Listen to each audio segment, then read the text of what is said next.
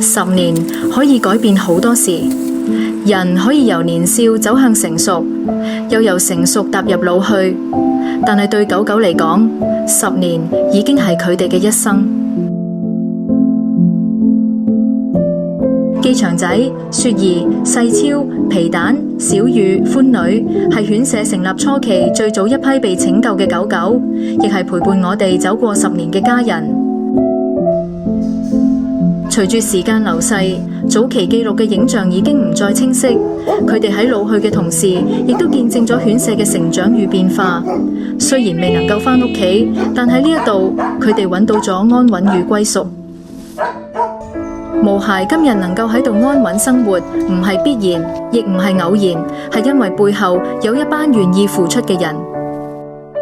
善心人嘅支持，令犬舍可以堅持到今日。而每日堅守犬舍嘅工作人員，用心力、用時間照顧住每一隻毛孩，令佢哋可以安心生活。10年嚟，有你哋同行，令曾經流浪嘅毛孩能夠再次相信世界。亦因為有你哋，我哋更加明白，堅持為動物生命付出，唔只係責任，更係一份深深嘅信念。而喺未來嘅日子，我哋會繼續用生命影響生命。